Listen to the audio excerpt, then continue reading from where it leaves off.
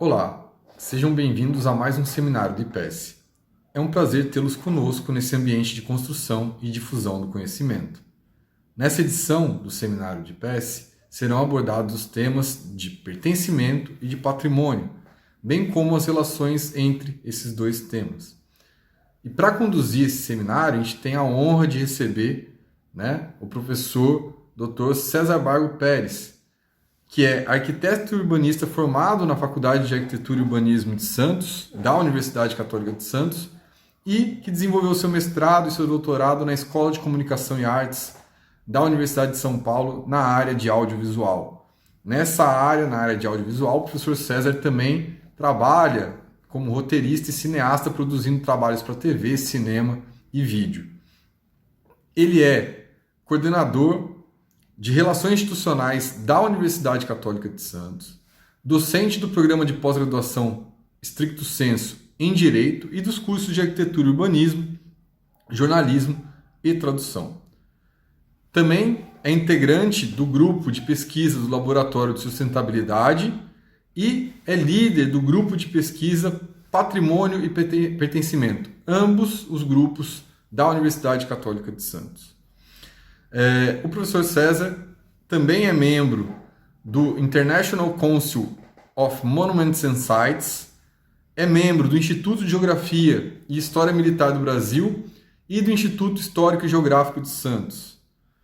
Coordena o projeto Parque Fortaleza do Santo Amaro da Barra Grande, onde atualmente ele desenvolve a pesquisa intitulada Fortaleza da Barra Grande, Presença, Memória e Relação com a Comunidade. E é nesse escopo desse projeto que ele desenvolve na Fortaleza da Barra Grande que o professor César Bargo vai, a partir de agora, conduzir e apresentar o seminário do IPES intitulado O Pertencimento como Instrumento de Preservação do Patrimônio. Em nome do Instituto de Pesquisas Científicas e Tecnológicas da Universidade Católica de Santos, desejo a todos um ótimo seminário. E a palavra agora é com o professor Dr. César Bargo Pérez. Muito obrigado.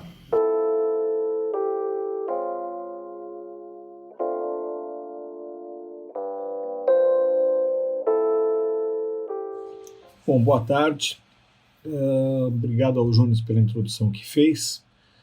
Muito bem, a gente vai ter aqui hoje algo em torno de 30 minutos, 35 minutos, para falar de um tema que para mim é bastante querido, bem caro, que é a questão do patrimônio histórico brasileiro e um elemento que ajuda a que esse patrimônio seja preservado de forma eficiente, que é o pertencimento. Os assuntos que a gente vai tratar nesse pequeno bate-papo, até nesse pequeno monólogo de 30 e 35 minutos, eles já foram, de certa forma, conceituados e também apresentados em um seminário também do IPES, que foi realizado em outubro de 2020. Vocês devem estar vendo isso aqui pelo YouTube, né? Lá no YouTube você tem o endereço do outro vídeo, que foi um vídeo que falava do patrimônio histórico e cultural e da questão do pertencimento. Aquele vídeo ele detalha os conceitos de patrimônio cultural, patrimônio histórico, paisagem, e até o pertencimento inicialmente, com umas bases um pouco mais aprofundadas, porque aquele era o tópico do seminário. O que eu quero colocar hoje nesse seminário é, quem sabe, dar um passo além. Vou retomar alguns valores, alguns conceitos, para quem não viu o primeiro, mas eu vou tentar ser inédito em termos de conteúdo, de forma até complementar àquele primeiro vídeo, que eu acho que vale a pena vocês assistirem, tá ok? Bom, patrimônio, vamos começar pela questão do patrimônio, que é um conceito que a gente já falou. Patrimônio é uma palavra que vem do latim, né? Ela, patri, que denota pai, né? E monium, que é algo como que recebimento. Então, assim, o termo ele é historicamente ligado a uma herança, algo que você recebe de seus pais, né? Aplicado a todo o aspecto cultural e histórico da nossa sociedade, ele tem algumas relações diferentes. Uma delas é de apropriação, porque quando alguém faz uma fortificação, e aqui eu vou usar como exemplo duas fortificações que nós temos aqui no estado de São Paulo, e eu explico por que daqui a pouco. Uma delas é a Fortaleza da Barra Grande. Eu devo estar colocando uma imagem aí para vocês agora. Essa fortaleza, que é de 1584, ela foi criada com uma função clara de ser inimpugnável, ou seja, ela formava uma questão de defesa da entrada do Porto de Santos, um período que ficou conhecido na história como a União das Coroas Ibéricas. Um rei português faleceu, e por uma questão de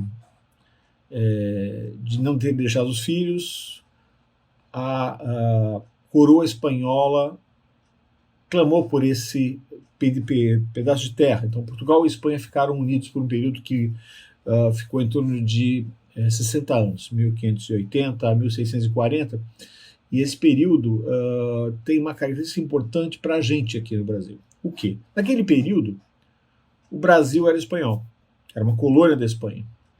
Portugal ele tinha uma relação não tão bélica com outros países como a Espanha. E aí o que aconteceu? Todos os inimigos espanhóis, que a Espanha era uma potência expansionista, né? Acabam sendo inimigos da Espanha também. E aí o Brasil passa a ser um ponto de interesse para outras nações. Não é por acaso que a gente sofre invasões francesas, holandesas, né?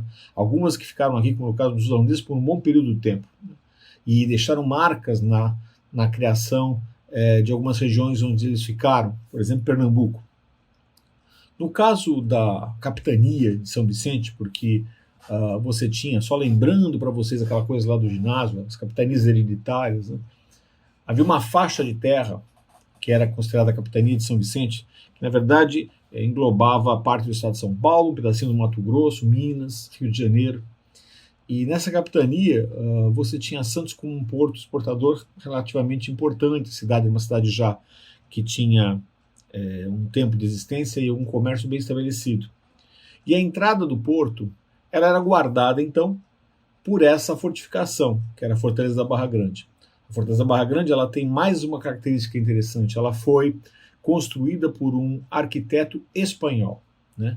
O Bautista Antonelli, que faz o desenho, a geometria, como a gente fala, dessa edificação, colocando a fortificação, e quem a vê no desenho aí, percebe que ela faz um par de proteção ao canal com o outro lado aqui, onde hoje eu tenho aquele museu de pesca. Onde está o museu de pesca, ou uma região bem próxima a ele, havia então, na época da construção da fortaleza, um forte de estacada. O que é isso?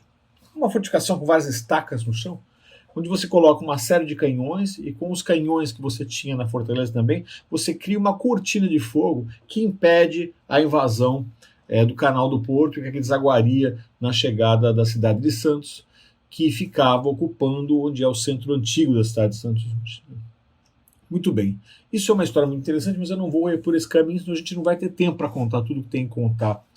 O que eu vou dizer é que quando se faz essa fortificação, a fortificação da Fortaleza da Santo Amaro da Barra Grande, ela tinha uma intenção clara de ser algo que expelisse, expulsasse o invasor, mas que também não tivesse acesso. Essa era a função daquela edificação. Muito bem, nós estamos ali em 1584. Passaram-se, ouso dizer, quase 500 anos, 450 anos. Nesse período todo, aquela fortificação perde essa característica. Hoje, só para deixar bem claro, a Fortaleza de Santa Amaro da Barra Grande é um museu municipal. Museu Municipal Fortaleza da Barra Grande. O museu tem justamente a função oposta, a função de acolher visitantes, de apresentar elementos de relação ou de interação com o visitante que o caracterize como espaço acolhedor. Olha que engraçado, né? Então, uma edificação que tinha um perfil e agora tem um perfil quase que oposto. Isso acontece com diversos elementos patrimoniais. O que eu quero dizer é que o que importa efetivamente é a relação que aquele habitante, naquele momento da história, tem com essa edificação. Imagine você, que está vendo esse seminário, que você tem sua casa, onde você morou desde que nasceu. Ora, veja, ao longo da sua vida, você vai criando relações com o seu entorno, né? É aquela ida ao supermercado, é aquela ida ao parque ou à praia, ou a casa da avó que ficava na rua de trás, ou o próprio desenho da rua e o semáforo próximo de sua casa. São pequenos ruídos que estão associados a uma infância sua. Em Santos você tem alguns bem peculiares, como aquele rapaz que vende amendoim e passa com o carrinho fazendo barulho, você sabe que o caminhão está chegando. É o caminhão do ovo, trazendo ovo não sei de onde, ou é o cara que vende milho verde. Esses elementos vão, sem querer, ficando tatuados na sua essência. É uma tatuagem afetiva, eu vou dizer assim. E eles, somados, dão a você uma relação de afeto por aquele lugar. Esse conjunto de edifícios ou ritos, no caso do rapaz do amendoim, ou de experiências sensíveis que você tem durante a sua formação, eles caracterizam uma relação de patrimônio para você. É lógico que não dá para tombar sua rua simplesmente porque você gosta das lembranças que você tem de infância dela. Porque a relação que você tem nesse caso é quase que individual. Agora, há elementos, e aí eu volto a citar a Fortaleza por uma questão simplesmente geográfica, que transcendem a relação individual.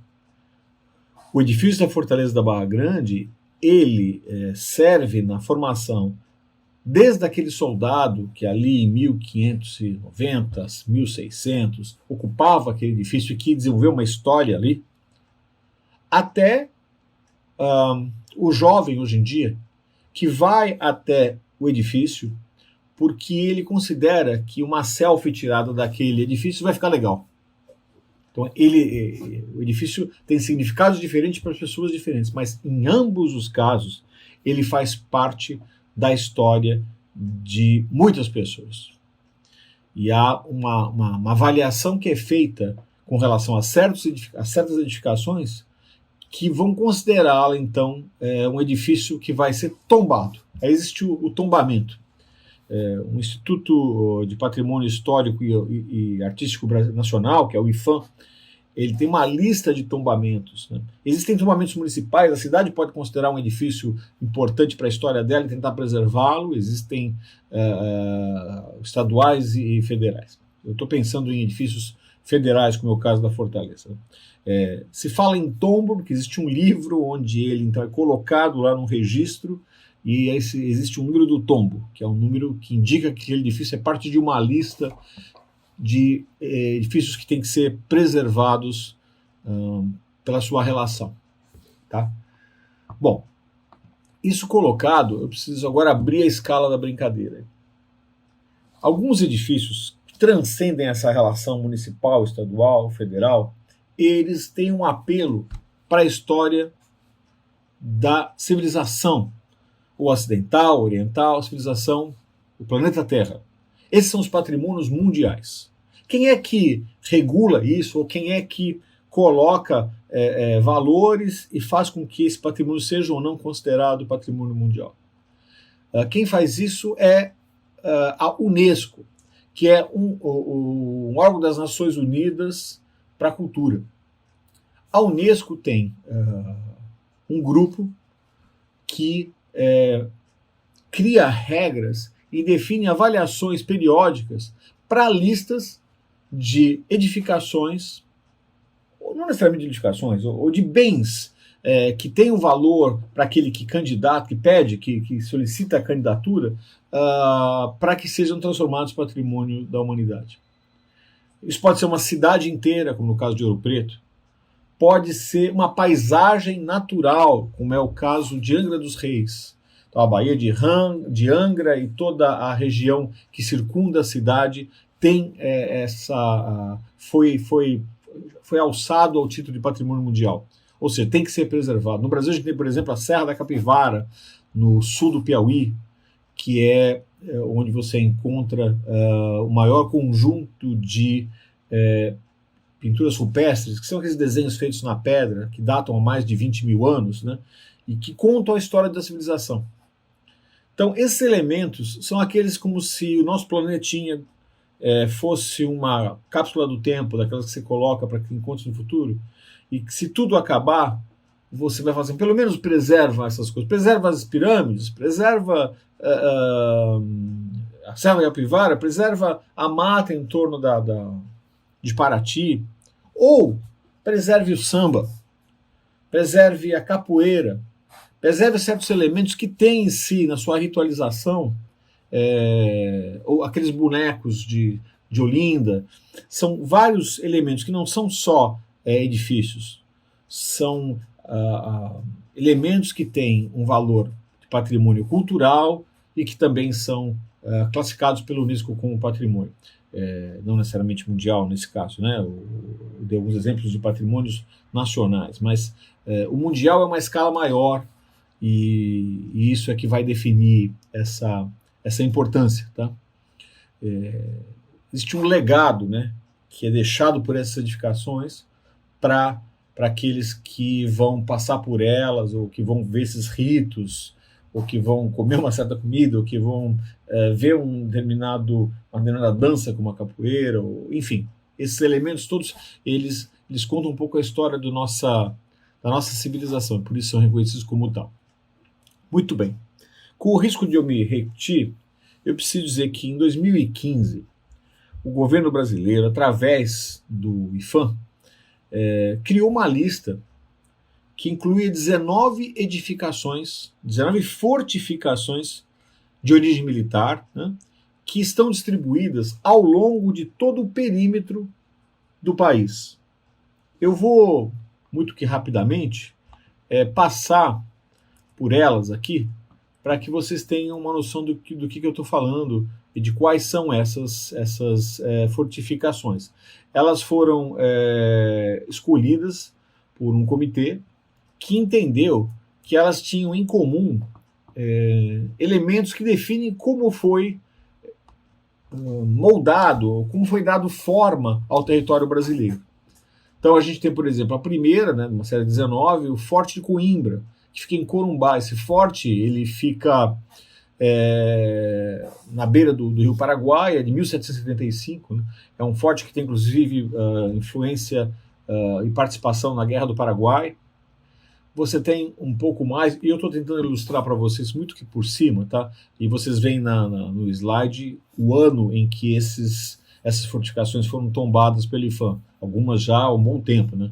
O próximo é o Forte Príncipe da Beira, uma cidade chamada Costa Marques, em Rondônia, também de 1776, fica na beira da selva. Você deve imaginar a dificuldade de construir um forte assim. Eu poderia aqui dar várias histórias que justificam a relevância dessa edificação em termos nacionais, quando ela aguarda um processo de expansão brasileira e que acaba resultando no formato que temos hoje de país. Né? Ainda o Acre não era parte, mas ele acaba sendo depois e guardado por esse forte. Além do Príncipe da Beira, nós temos a Fortaleza de São José. Essa fortaleza fica em Macapá, no Amapá, ela é de 1782. Ela guarda a entrada do Rio Amazonas e ela tem um papel historicamente importante na proteção da entrada da Amazônia. Esta fortaleza também já é tombada há muito tempo. Eu vou para o seguinte, que é o Forte dos Reis Magos. Agora já estou no Nordeste. O Forte dos Reis Magos é de 1598. Ele antecede, inclusive, a fundação da cidade de Natal. E ele é um pouco diferente pelos aspectos construtivos desse forte. Tá? Atualmente ele integra um conjunto que tem um valor histórico-cultural muito grande, né? Que é composto por mais alguns elementos. Tem uma igreja próxima, a igreja de Santo Antônio, catedral da cidade de Natal, um museu e o Palácio de Governo. Um conjunto de edificações que ela coloca uma referência. Você vê por esse slide que eu coloquei agora, como ele tinha uma proeminência, uma evidência frente a qualquer tipo de ataque que se desse por mar. Eu vou descer um pouco mais no Nordeste para falar do Forte de Santa Catarina, que fica em Cabedelo. E aí temos uma coisa curiosa, acho que eu vou pegar essa imagem do forte para comentar uma coisa. Né? Vocês devem estar vendo aí que ele, obviamente, ele está com uma estrutura já bastante deteriorada, as paredes de pedra continuam ali, a geometria, o formato do forte se preserva, mas ele está aos poucos sendo engolido pela expansão urbana. Você tem uns armazéns ali do lado, que aos poucos vão chegando perto. Essa ressignificação que se dá, eu vou falar um pouco mais sobre isso daqui a pouco, se tivermos tempo, espero, ela acaba impactando a existência de muitas dessas edificações. Preservá-las, tombá-las oficialmente, e talvez dar a ela um título de patrimônio da humanidade, também tem a função de evitar que elas simplesmente acabem, né?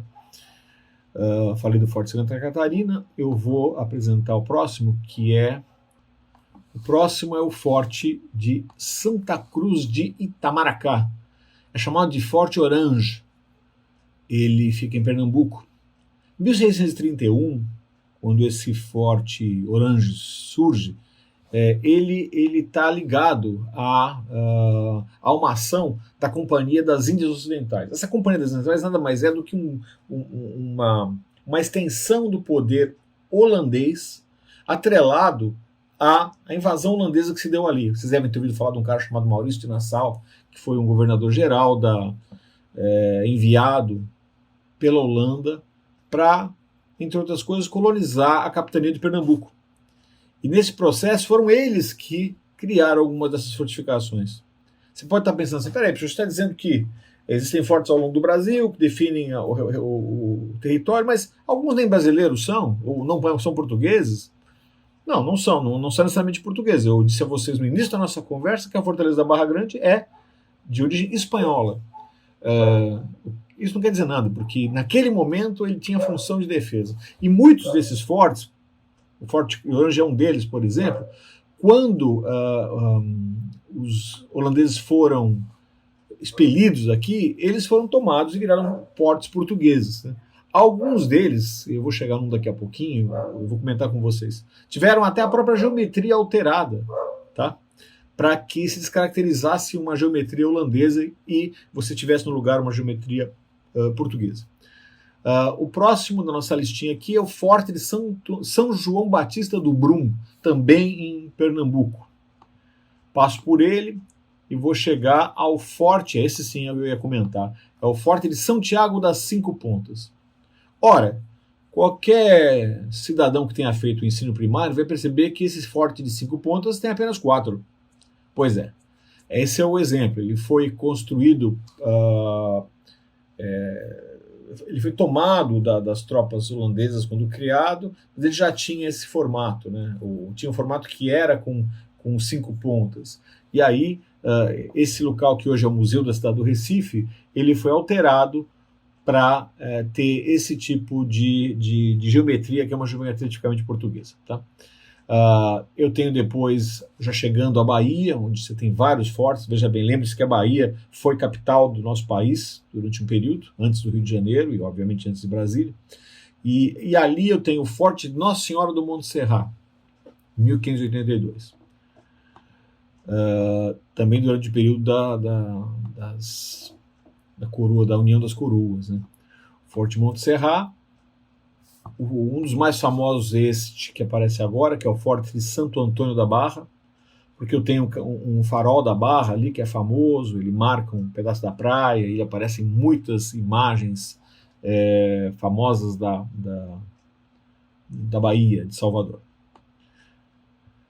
Ainda em Salvador, eu vou comentar aí o Forte de Santa Maria e Forte de São Diogo, um forte belíssimo, bem preservado, e o Forte de São Marcelo. Esse é um caso à parte, porque ele fica no mar. Olha que incrível. Então, uma pequena ilha, ele é construído num formato circular, e dentro você tem uma espécie de rampa, que era usada para a movimentação dos canhões, e que é uma solução de engenharia, se tiver algum aluno de engenharia vendo o seminário, que, se você pensar que isso foi feito no século XVII, é digno de nota. Essa ilustração mostra ele de lado aí, tá? E pela planta você consegue ver o formato dele com uma rampa contínua. Bom, na sequência a gente desce para a região sudeste.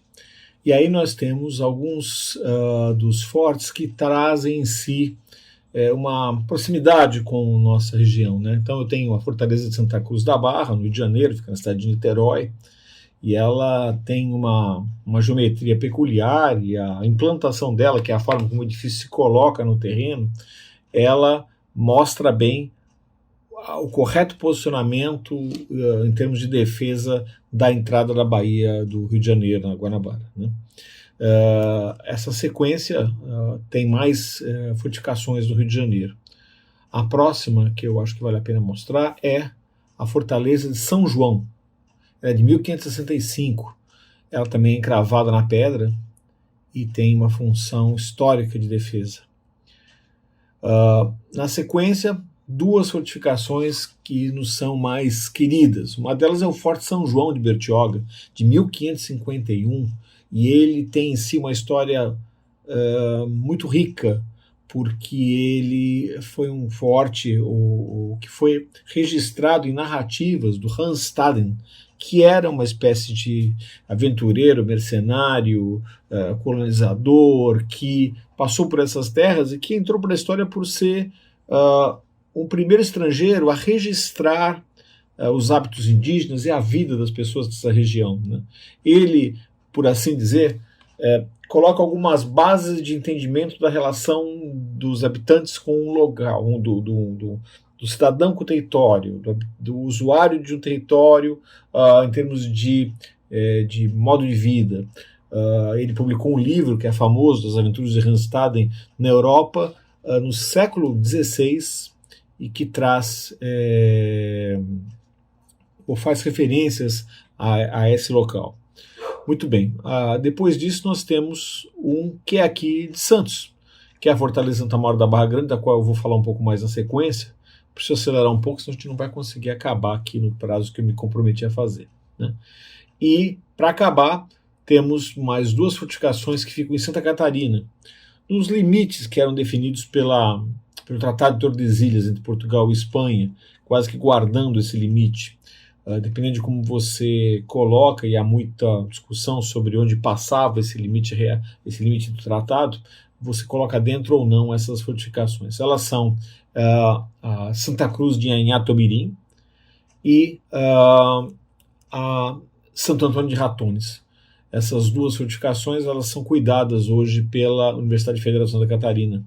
Um trabalho muito bem desenvolvido, que tem à frente o arquiteto Roberto Torneira, que inclusive é responsável por um site chamado fortalezas.org, onde você encontra toda e qualquer fortificação neste planeta, ou pelo menos as mapeadas. Aqui é importante dizer que não existem só essas 19 fortificações no país, não pense isso não. Em Belém de Pará você tem uma que se pleiteou muito, uma amiga nossa querida, a Rose Norá, que é da Federal do Pará, queria muito que entrasse também na lista, e outras fortificações. Eu diria que teremos centenas de fortificações, mas estas, segundo esse critério definidor, foram as escolhidas. Tá? Onde é que entra, então, agora a questão do pertencimento? E aqui eu vou ter que entrar nisso de uma vez, porque senão a gente não vai conseguir chegar no objetivo que era contar isso, né? Muito bem. Como eu disse a você, a Unesco é que define um pouco qual o bem que vai ser tombado ou não, quais são as regras. Essas regras são balizadas por seis elementos, que são autenticidade, ou seja, não adianta você pegar lá uma fortaleza, uma fortificação, um edifício que foi totalmente destruído, recriá-lo com tecnologia da época e fazer ficar bonitinho como era na época. Só que ele não é aquele, né? A autenticidade está comprometida pela ausência de elementos naturais dessa edificação. O outro é a acessibilidade. Você tem que ter acesso a essa fortificação, a esse edifício. Não adianta você colocar uma coisa no meio da selva se você não conseguir chegar nela, né? E aí mandar vídeos para dizer que ela está lá e existe. Isso é meio complicado, né? Então, a autenticidade, acessibilidade, visibilidade, que de certa forma se atrela com a acessibilidade, mas visibilidade assim, as pessoas têm que ver aquele edifício, ele tem que gerar ainda interação com o entorno. Existe um termo que se chama zona de amortecimento, que é uma área que está vicinal, que está circunvizinha a uma edificação, a um bem patrimonial. E essa zona de amortecimento ela tem que garantir que haja visibilidade ao bem em si. O outro é sustentabilidade. Esse é complicado, né? Esse bem, para se manter, ele precisa ter um uso. Ou um custeio bancado por alguém, ou um grupo, uma associação, um poder público, o exército, um grupo, uma fundação, que faça com que ele consiga ter uma vida longa.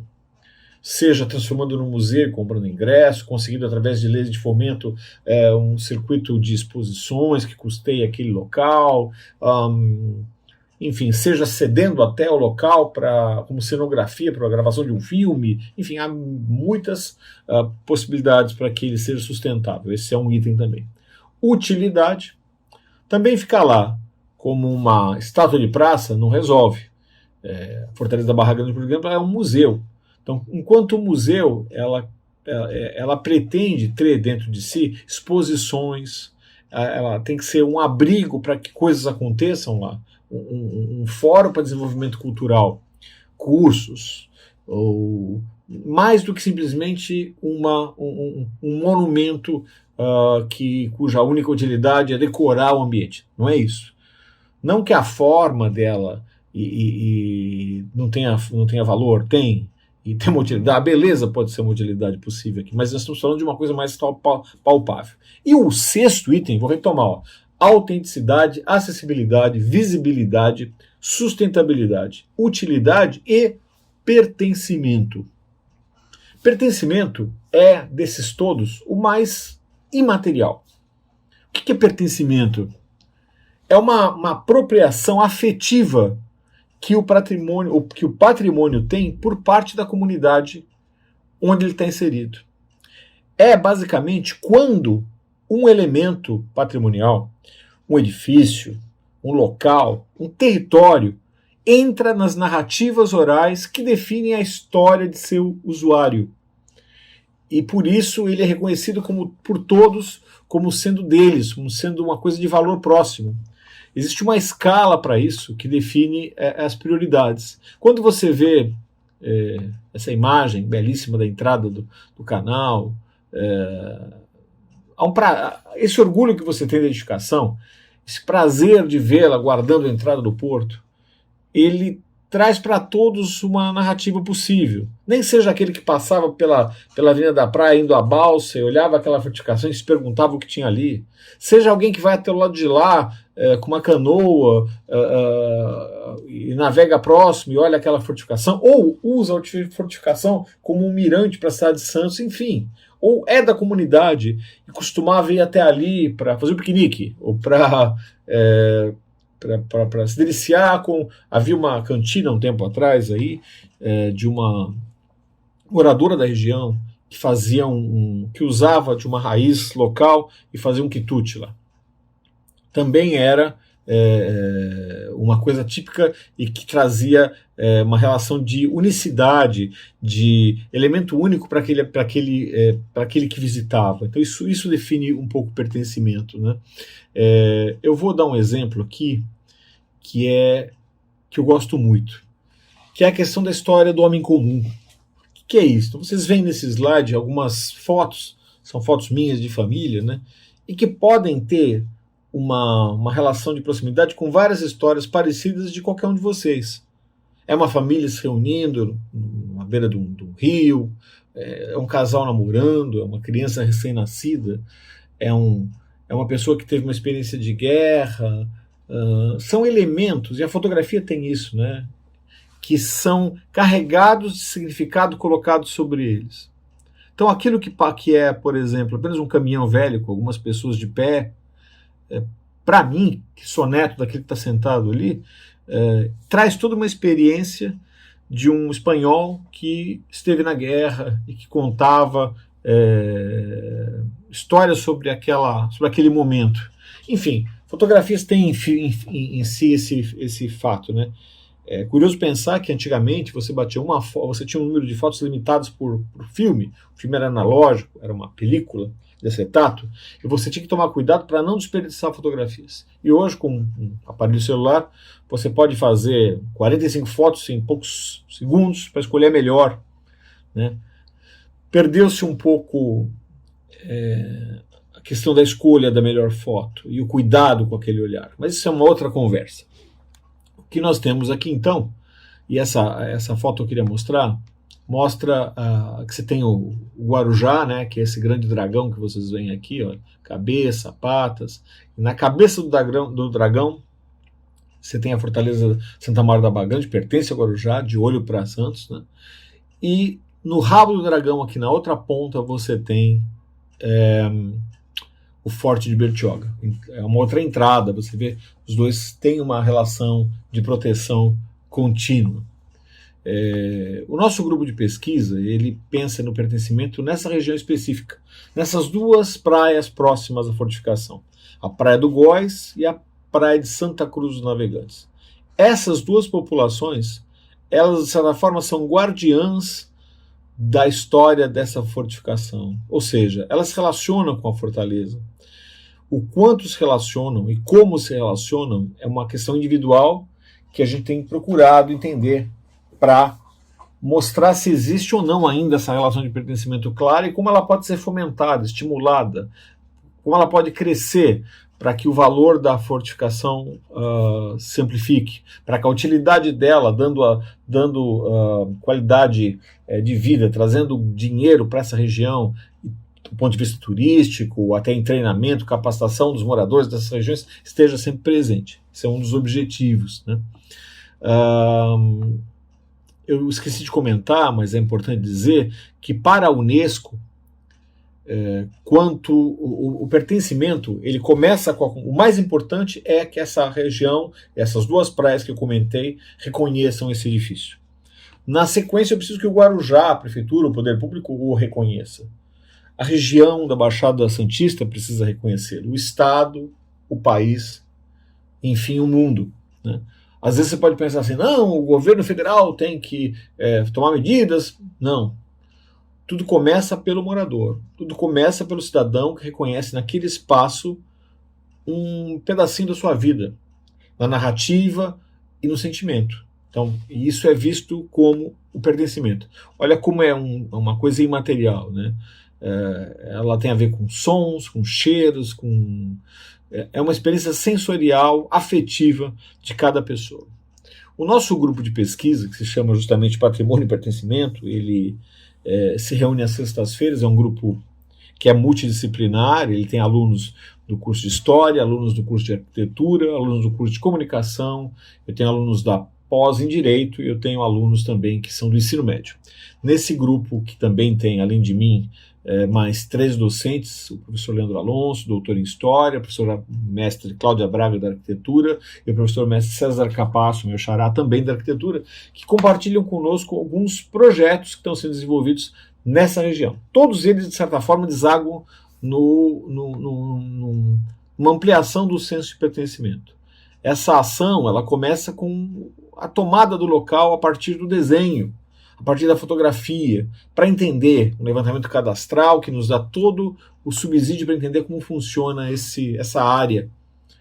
Depois dessa apreensão plástica, como a gente chama, é feita uma estruturação da referência oral, ou seja, nós vamos aos moradores, aqueles que têm uma história para contar, aqueles mais antigos, aqueles que já não moram mais ali, mas passaram 50 anos naquele local, e embora morem em Santos hoje possam ou tenham mudado para o Guarujá, mas ainda numa área possível de serem encontrados, contem histórias sobre o lugar. Isso vai parecer, ou vai nos dar um grande quebra-cabeça sensorial sobre a ocupação daquele lugar. Então, um morador comenta que quando era pequeno, o avô, que era pescador, ele lembra de histórias do avô contando de ancestrais que trabalhavam limpando baleias. Sim, você na Praia do Góis há relatos de você ter ali um local onde você abatia baleias, né? Então não é por acaso que volta e meia você vê ainda baleias circulando a praia, né?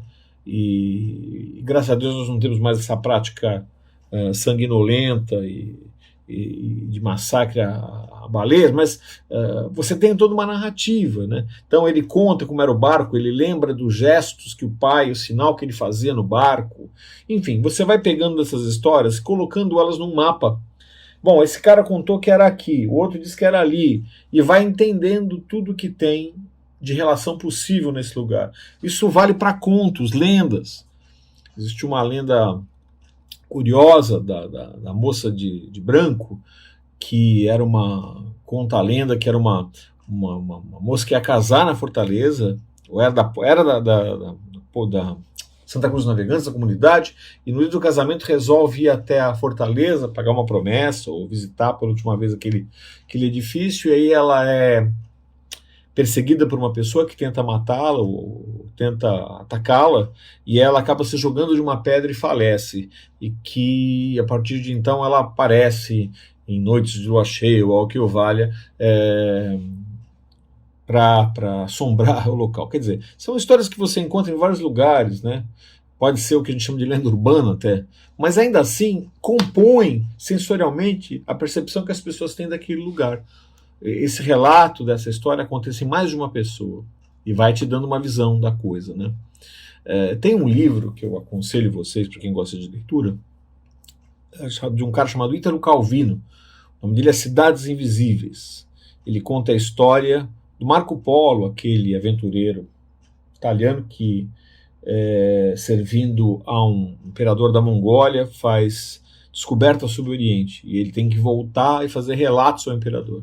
E aí ele conta das milhares de cidades que ele viu. Cada capítulo é uma cidade e um tipo de cidade. E lá pelas tantas o livro diz assim, olha, de uma cidade não aproveitamos as suas 7 ou 77 maravilhas, mas a resposta que a cidade dá às nossas perguntas. Isso quer dizer que quando você olha para um local e a pergunta que diz respeito ao texto tem a ver com querer entender a relação que existe entre as peças, entre as pessoas e o território, entre os edifícios e as pessoas, e entender intrinsecamente o que é esse pertencimento. Então, o que a Unesco vai fazer quando vier aqui, eu disse que a nossa lista foi feita em 2015, o julgamento se daria em 2021, esse ano ainda, para uma aprovação vitoriosa, esperamos nós, em 2022. 2022 tem uma característica, são 200 anos da independência brasileira, seria um presente então. Infelizmente, pela pandemia, essa data já foi estendida e há a possibilidade de que essa equipe só chegue aqui em 2023 e que esse veredito, a lista tem 10 anos de validade, aconteça até 2025. Também é importante dizer que quando um país, ou o IFAM especificamente, submete uma lista como essa à Unesco, o que se quer mais do que o reconhecimento mundial de certas fortificações, é que o processo de preparação dessas fortificações para que elas sejam acolhidas como um tombamento mundial, dê a elas uma melhoria na sua qualidade. Então a gente tem um grande colar com 19 peças, e todas elas têm que estar qualificadas. Hoje, Bertioga faz um trabalho estupendo, e você tem uma visitação que beira os 100 mil visitantes ao ano. É lógico que ela está na praia, ela tem uma facilidade geográfica que nós, infelizmente, não temos tanto na Fortaleza da Barra Grande. Existe um projeto que eu coordeno, que é o projeto Parque da Fortaleza da Barra Grande, que vai, entre outras coisas, restaurar o pier de acesso à fortificação, que ele está em mau estado há muito tempo, e também o acesso lateral a ela, que fica no morro, ele impede, por exemplo, que um cadeirante se desloque, ou mesmo um afluxo maior de turistas. Então a ideia é ajudar o município do Guarujá e a fortificação em si a aumentar a sua presença, a sua utilidade, os elementos de sustentação, inclusive o pertencimento. Eu queria falar mais, mas eu temo dizer que o meu tempo já está acabando. Então o que eu vou fazer vai ser o seguinte, eu vou deixar novamente para vocês um comentário sobre o grupo de pesquisa. Esse grupo de pesquisa ele se reúne às sextas-feiras, e se você quiser saber mais, estiver interessado, meu contato está na tela, aí é cesar.bargo@unisantos.br. Me manda uma mensagem e eu passo para vocês mais informações. Eu espero não ter sido chato isso, que vocês tenham curtido, E como isso vai estar disponibilizado no YouTube, por favor, divulguem. É importante, porque quanto mais pessoas souberem desse processo de validação do pertencimento junto a essa fortificação, e o processo de candidatura e o êxito desse processo, melhor para toda a nossa região metropolitana da Baixada Santista. Muito obrigado e a gente se vê em outro seminário.